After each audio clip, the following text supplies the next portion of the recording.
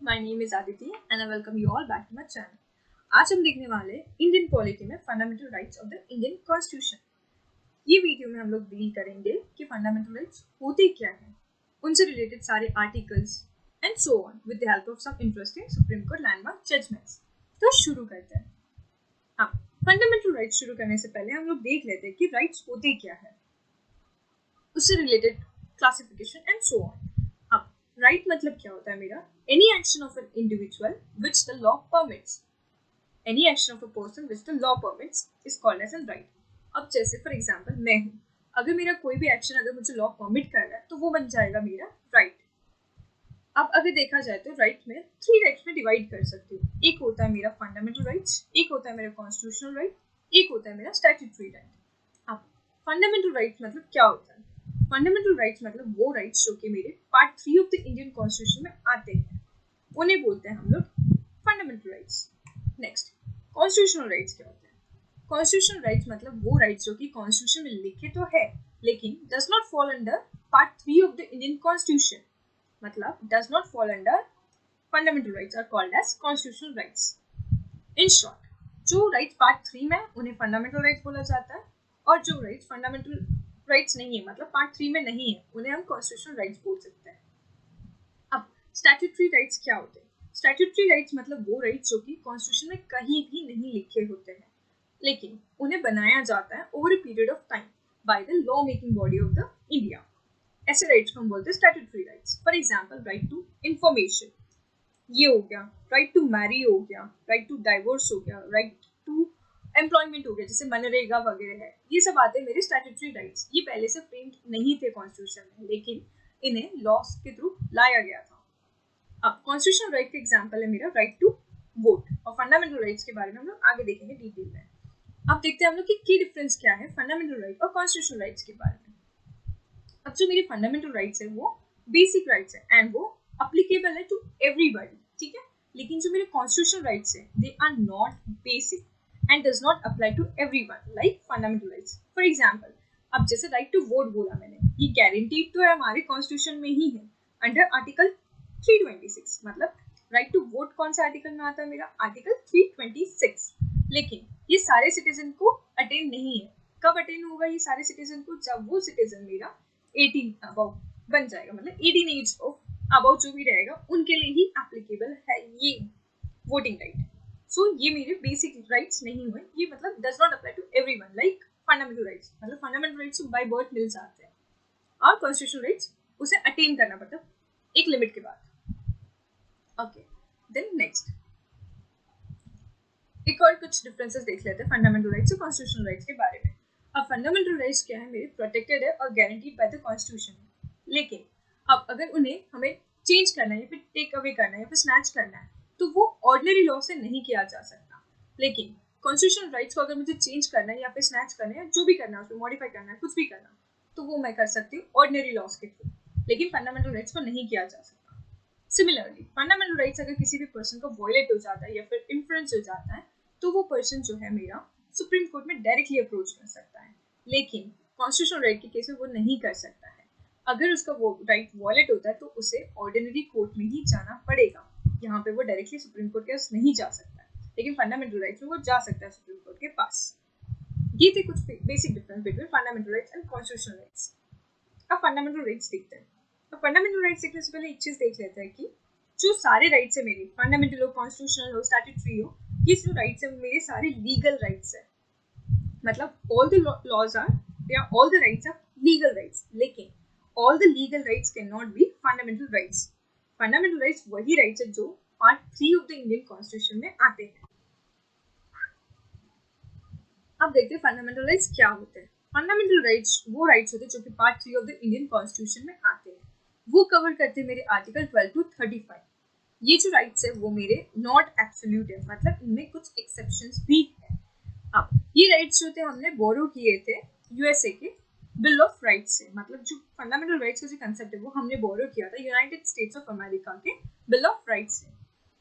अब जो fundamental rights है उसे कहा जाता है कि वो कंसाइंस है इंडियन कॉन्स्टिट्यूशन का।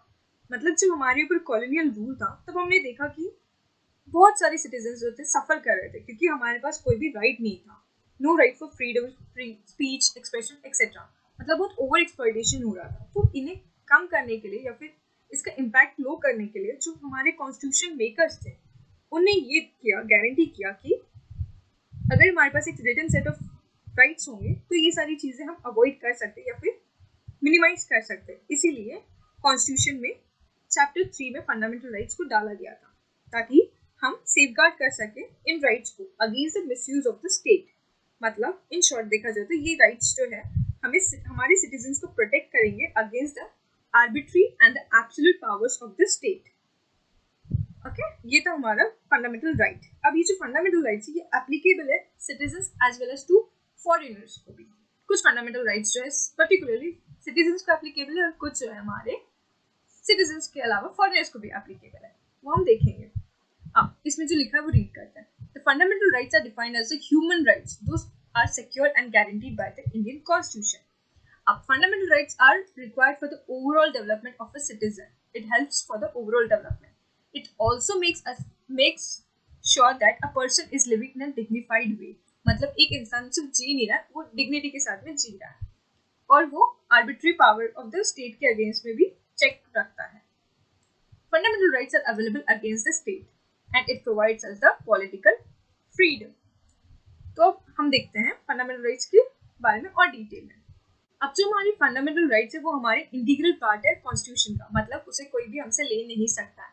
लेकिन फंडामेंटल राइट्स मतलब हमेशा ही अवेलेबल रहेंगे ऐसा नहीं होता। अगर in case of national emergency या फिर कोई इमरजेंसी आती है तब चाहे तो फंडामेंटल राइट्स को सस्पेंड किया जा सकता है।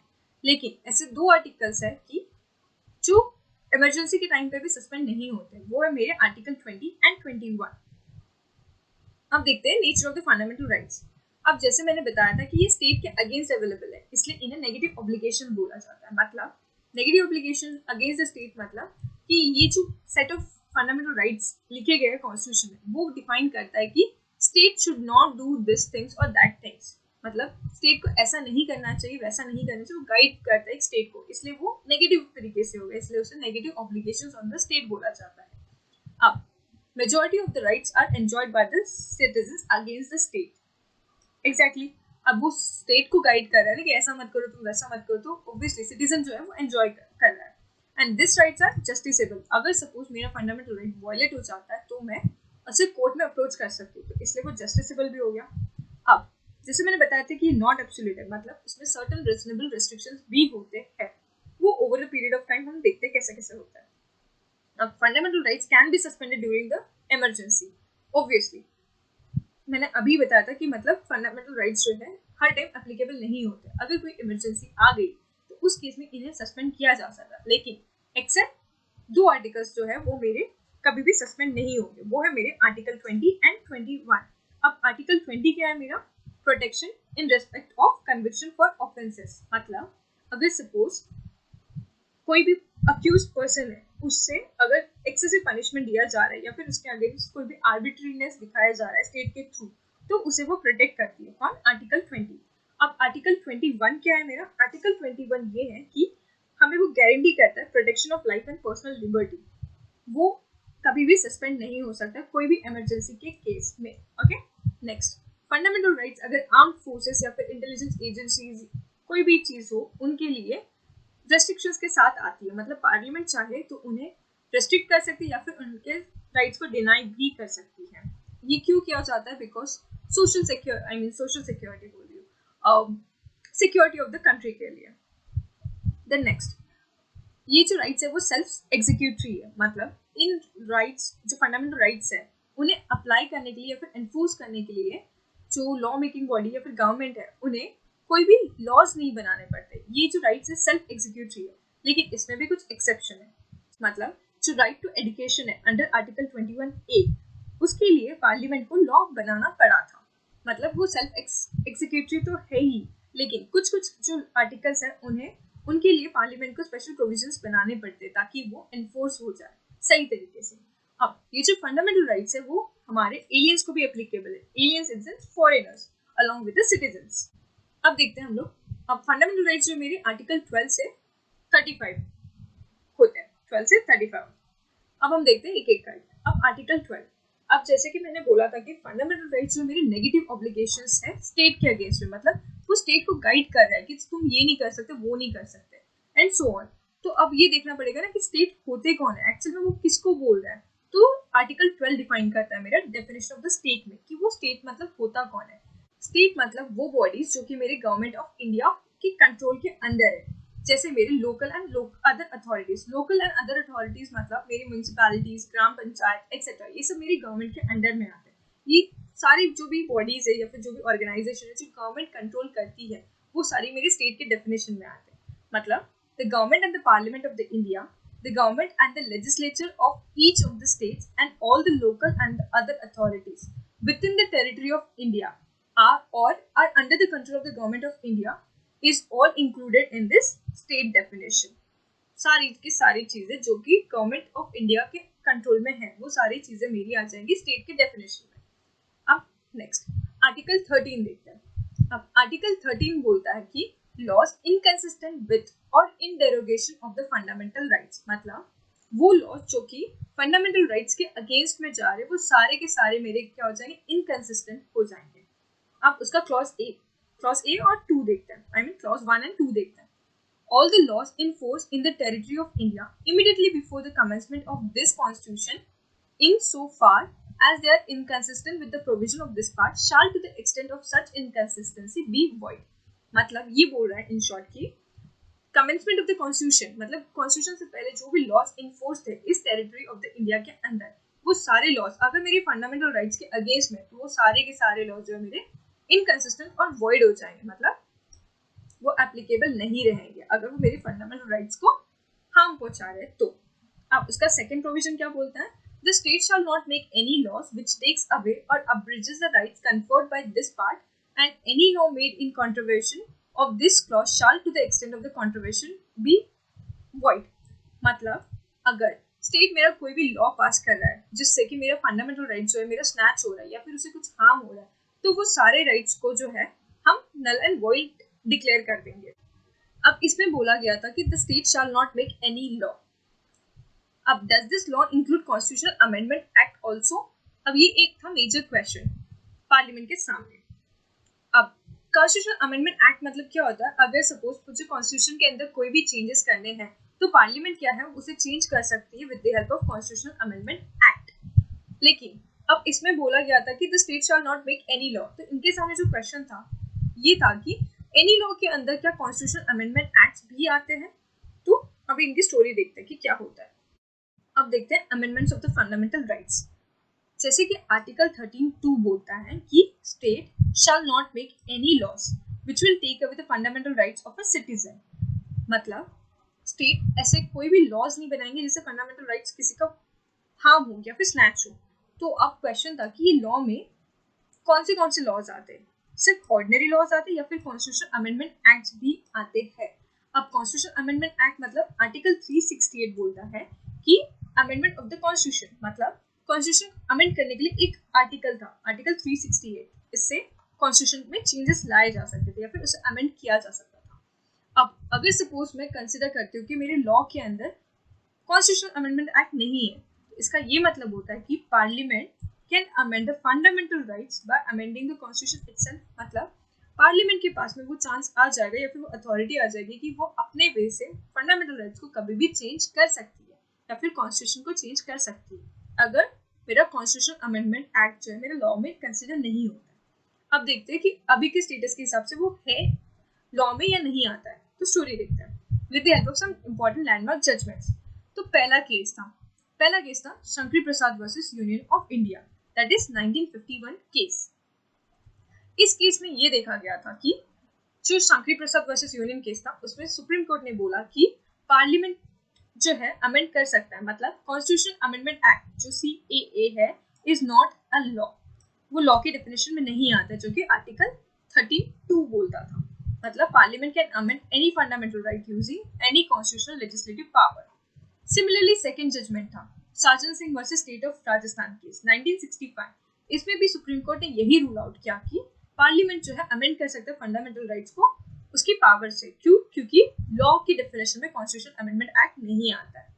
अब नेक्स्ट केस हुआ Golaknath versus state of Punjab 1967। इस केस में सुप्रीम कोर्ट ने रिवर्स रूल आउट किया, मतलब कि उसने बोला कि even the parliament does not have any right to change the और do any amendments to the fundamental rights. ये देखो सुप्रीम कोर्ट बहुत खुशी से बोल रहा है कि पार्लियामेंट भी जो है वो अमेंड नहीं कर सकता मेरे फंडामेंटल राइट्स को। अब देखते कि इसमें पार्लियामेंट का क्या रिएक्शन था। पार्लियामेंट जो है बहुत गुस्सा हो गया। उनने क्या किया कि 24th कॉन्स्टिट्यूशन अमेंडमेंट एक्ट लाया। उससे उनने आर्टिकल 13 और आर्टिकल 368 को ही बदल दिया।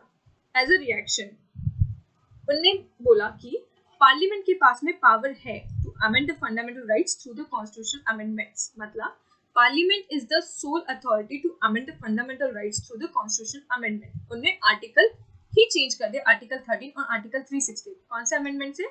24th कॉन्स्टिट्यूशन अमेंडमेंट एक्ट से। अब देखते हैं इसके ऊपर रिवर्स रिस्पॉन्स देखते हैं सुप्रीम कोर्ट का। अब जो मेरा नेक्स्ट केस था वो था मेरा केशवानंद भारती केस। उसमें उन्होंने बोला Kesavananda Bharati case versus state of Kerala 1979 case. अब इसमें सुप्रीम कोर्ट ने ये देखा कि 24th कॉन्स्टिट्यूशन अमेंडमेंट एक्ट के ऊपर रिव्यू किया। उन्होंने बोला कि पार्लियामेंट के पास जो है अमेंड करने की पावर तो है लेकिन वो लिमिटेड पावर है। मतलब सुप्रीम कोर्ट ने बोला कि पार्लियामेंट अमेंड कर सकती है चाहे तो कॉन्स्टिट्यूशन को, लेकिन it should not harm the basic structure of the constitution. मतलब ये जो था बेसिक स्ट्रक्चर, ये केशवानंद भारती केस से पिक्चर में आया। उसने बोला कि सुप्रीम कोर्ट ने बोला कि पार्लियामेंट जो है अमेंड कर सकती है कॉन्स्टिट्यूशन को, लेकिन it should not damage the fundamental और the basic structure of the constitution. Foundation को हार्म ना करते हुए अगर वो कुछ अमेंडमेंट्स लाती है तो पार्लियामेंट उसे कर सकती है। अब वो बेसिक स्ट्रक्चर में क्या क्या चीजें आई वो over of the period evolve हुई है, जैसे कि सुप्रीमेसी ऑफ द कॉन्स्टिट्यूशन, मतलब कॉन्स्टिट्यूशन जो है सुप्रीम है। उसके बाद में फिर secular character of the constitution, federalism, separation of the powers and so on. ये सारी चीजें जो है मेरी basic structure of the constitution आती है, ये हम बाद में देखेंगे। तो इससे ये कंक्लूड होता है कि लॉ जो है वो कॉन्स्टिट्यूशन अमेंडमेंट एक्ट में आता है और वो उसमें उसने पार्लियामेंट की जो है पावर भी लिमिट कर दी कि मतलब वो चाहे तो उसे अमेंड कर सकती है, लेकिन जो है बेसिक स्ट्रक्चर को डैमेज नहीं करना चाहिए। अब देखते हैं हम लोग classification of the fundamental rights. अब फंडामेंटल राइट्स को 6 कैटेगरीज में क्लासिफाई किया जाता है। एक है मेरा right to equality, right to freedom, right against exploitation, right to freedom of religion, cultural and educational rights and right to constitutional remedies. ये 6 टाइप में क्लासिफाई किया जाता है फंडामेंटल राइट्स को, आर्टिकल 14 से आर्टिकल 35 तक के। जो 12 एंड आर्टिकल 13 था वो बेसिक आर्टिकल्स थे जो फंडामेंटल राइट्स को डिस्क्राइब कर रहा है। ठीक है, अब हम धीरे धीरे नेक्स्ट वीडियोस में देखेंगे आर्टिकल 14 से आर्टिकल 35 तक के। अगर आपको ये वीडियो पसंद आए तो प्लीज लाइक और सब्सक्राइब कीजिए। Thank you.